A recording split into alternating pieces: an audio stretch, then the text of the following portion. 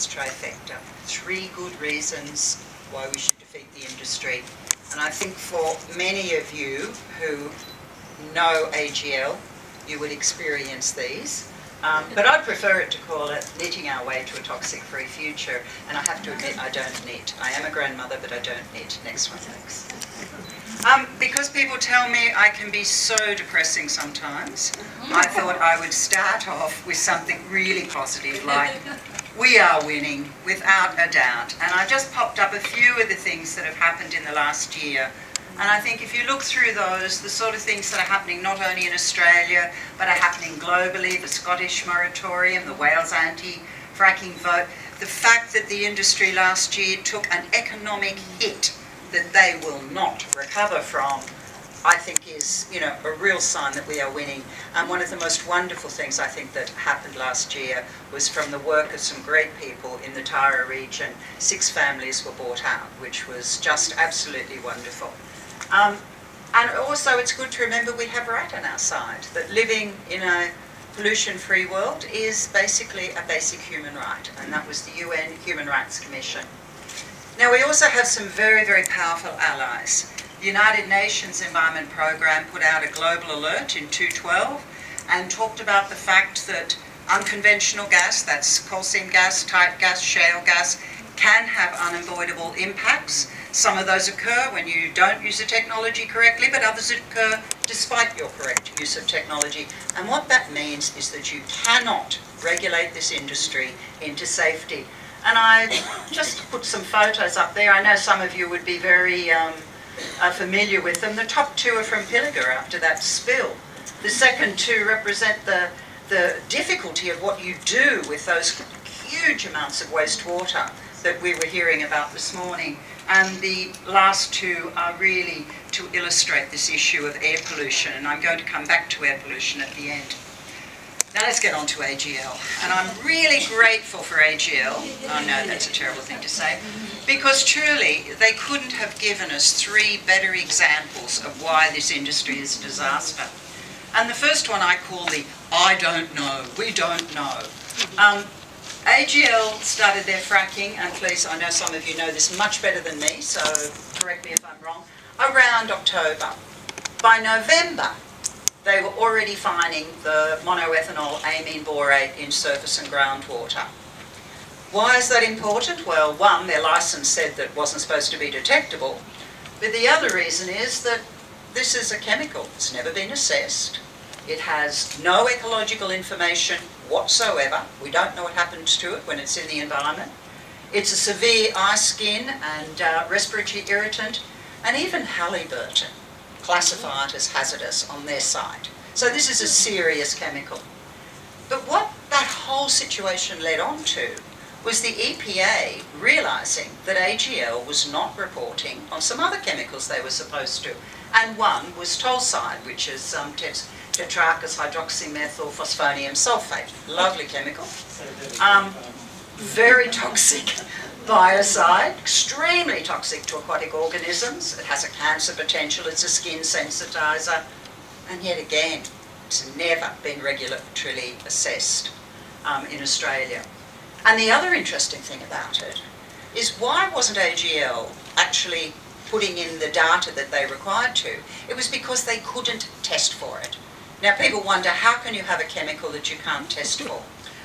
Well, when you have a chemical, you also have an analytical standard which allows a lab to look at their results, compare it to the standard and go, oh, that's THPS. And they didn't have that. Why didn't they have that? Because when companies sell new chemicals, and this was quite a new chemical, they like to sell the analytical standard as well. And they like to sell it to every laboratory at vast costs. Now 20 years ago, John and I were sitting in rooms with the regulators saying, hey, if they want to sell a chemical, the analytical standard is part of the package they must supply. Well, obviously we lost that battle, hence why they couldn't test for it. And if we're a little shocked, I'm sure everyone that's ever heard me speak before knows that of the 23 or 25 most commonly used fracking chemicals in Australia, only 2 have been assessed by our regulatory agency, And although they said that would be resolved 3 years ago, we're still waiting. Thanks. Now, I want to just continue on a bit about that because this is my real love, the chemical secret issue. Late last year, the American Chemical Society came out with a new paper that showed of the 190 commonly used fracking and drilling chemicals in America, 65 had hardly any toxicity data, that's human tox data. 34 had absolutely none, and of the few that did have some data, 8 were toxic to animals. We've got absolutely inadequate environmental fate and ecotox data. That's what happens to the chemical when it's in the environment and how it affects the environment. The EU Commission, about 3 years ago, started to say we're really worried about this unassessed mixture, the witch's brew that I often refer to, that you pump down both when you drill and you frack. And at the time it was just a statement. But about a month ago, a new paper came out on the wastewater and started to talk about these groups of chemicals called chlorocarbons or organobromides. And they're not things that you put down intentionally, they are the byproducts of the mixture. And just like when you make a cake, what you put in isn't what comes out. Well, when you put down, 18 tonnes of pure chemical each time you frack, what comes out is completely different to what you put down.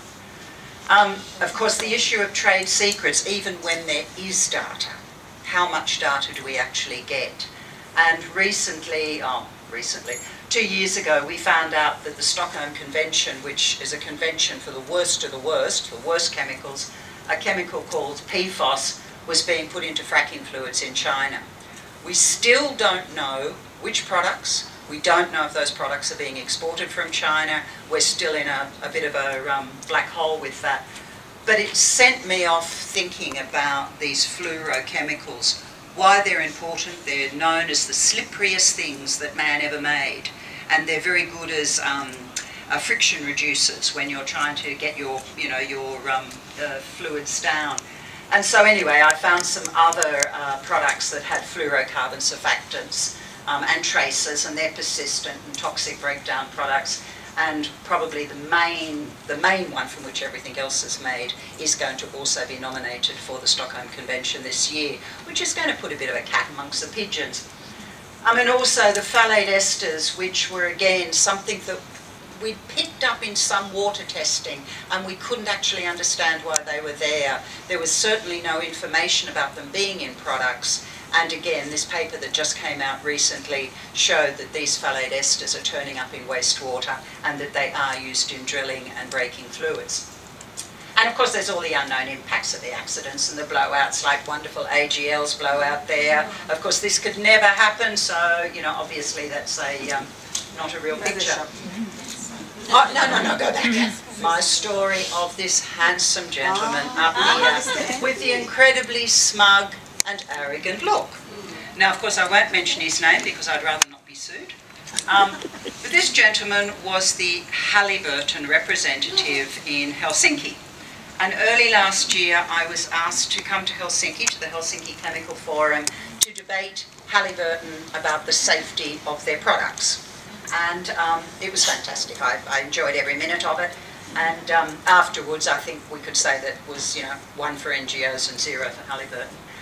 But the reason I had him up there was it was a room full of regulators. So all the European, all the developed country regulators were there. And after his presentation, they were saying, but we need this information. We know you've got information that you're not telling us. And so sitting in this pose, he sat back and he said, well, you could always ask me, but of course I don't have to tell you because that's my trade secrets. And it was a real up yours. It was disgusting. Anyway, next one now. What we do know, many of you have seen this before, well, we do know that there are lots of fracking and drilling chemicals used for CSG. 18.5 tonnes, I think, was in the risk assessment document that we were leaked. Up to 40% of that is not recovered. For shale, of course, it's much, much greater, anything up to 100 tonnes of pure chemical. That's the pure chemical, not the mixtures with the water and everything else. Carcinogens, some are neurotoxins, some are endocrine disruptors. That's important because endocrine disruptors have an impact at a very, very low level, sometimes levels below the detection level that a lab can test for. And what we are finding now is the cesium-137, which is a man-made radioactive substance, is being used consistently for borehole logging and to measure flows. So, on to AGL trifecta 2. What do we do with all that wastewater? Gosh. One could suggest, had they never heard of life cycle analysis, like before you start a process, you actually know what you're going to do with your waste at the end? Well, obviously not, because remember they started their fracking in October, so in November they tell Hunter Water, who they hope was going to take all this flowback waste, that unfortunately it's going to contain about 450 litres of that tolside, that very nasty biocide I mentioned. And surprisingly, Hunter Water told them what they could do with their flowback. So what happens then? They get a contractor comes in, the contractor comes in, it illegally discharges 600,000 litres of flowback water into the Hunter Water area. So somewhat illegal. AGL has not been sued, probably never will, because it had given the water to a contractor. Because every time I read a document about a new chemical, it's, oh well, all of our waste just goes to a waste handler. But we don't really know what that means. And then after that, AGL said, well, that's okay, all of our wastewater is going to go to Windsor Worth Recycling. About 3 weeks ago, Windsor Worth Recycling said we no longer take CSG water. So, question, what do they do with their millions of litres of contaminated wastewater? If no one will notice.